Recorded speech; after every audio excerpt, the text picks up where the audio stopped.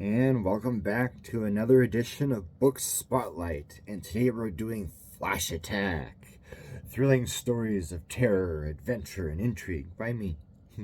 Anyway, this would be my second short story collection. My first was Magic Man plus 15 Tales of Terror, which are actual short stories in terms of length.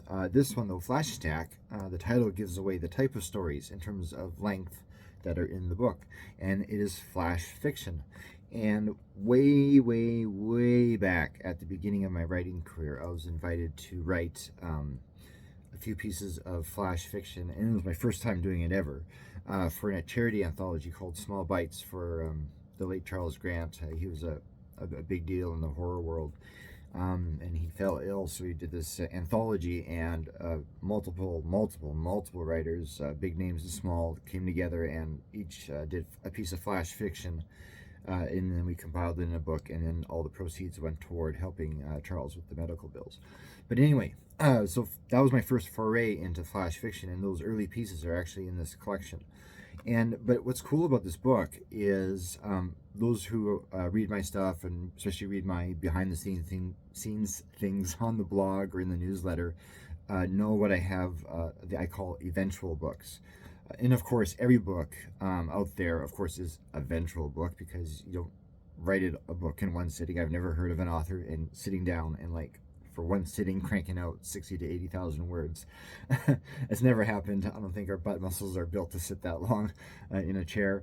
But anyway, so it's an eventual book. And so what happened is during year two, I believe it was year 2 of the Canister X transmission newsletter, one of the sections was flash fiction. And every week, the newsletter readers would get a piece of flash fiction as a story.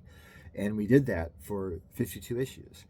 And then when that was complete, I had 52 pieces of flash fiction. And the aim, of course, in the end, was to collect them. But so I kind of got like 2 books in one, right? Because I did the newsletter book, which I always do year by year. I publish every year. And then I was writing also this book at the same time.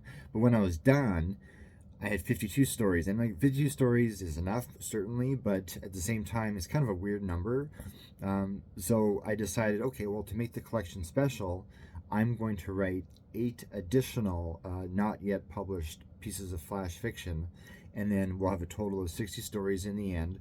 And it's a nice round number, and it'll make up a nice collection. And so that was the idea. So if you've read the newsletter and you read those 52 pieces, well, there's 8 extra stories in here that you did not read. And further, the stories that you did read have undergone some minor edits and revisions. So you're kind of getting a new experience with this book. And what was also cool about this book is I didn't have a set plan for each story week by week. A couple of them were done via my first time ever, just for fun. I did for my own amusement, using writing prompts, just a couple. And for those who don't know what a writing prompt is, it could either be a sentence or it could just be a few words. And what the idea is to prompt you to have a story based around that sentence. So if they give you a sentence like, example, guy locked in a room, no way out, go.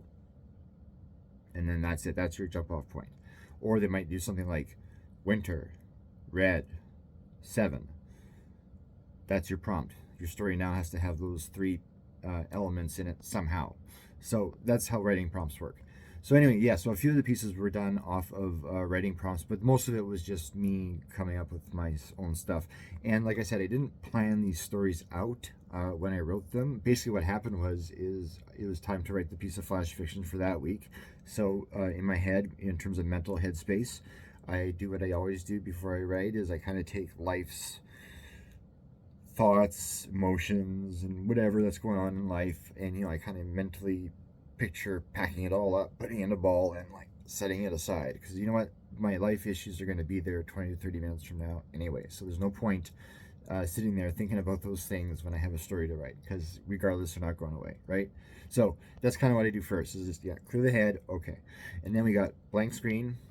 So then all I did is I just closed my eyes for a sec, literally 5 seconds, and just thought, okay, what's the little premise that I could build off of? What's a prompt that I could come up with and go off of? And And that's what I did for all of them. And so yeah, like I would just get this random idea, like one story that just recently aired on the podcast called Tugwords. It was about a sci-fi writer who was very successful, but the catch was he had to write his stories in the bathtub with the laptop balanced on his lap. And of course, hopefully, don't get it wet. But that was part of the story, and that's just because writers have quirks and stuff, and that this one guy, that was his quirk. So I mean, it's just little things like that, right? Little premises like that that comprise this book. So there's all sorts of stuff in here. There's everything ranging from just intriguing stories to like what I'm known for, monster stuff and superhero stuff. There's some standard horror stuff in here.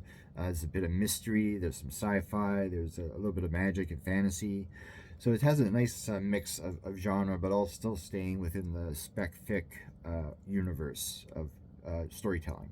So this is what the back of the book says. It says, flash fiction, short stories with a beginning, middle, and an end. Contained herein are a plethora of thrilling stories of adventure and intrigue, horror and danger, excitement and suspense.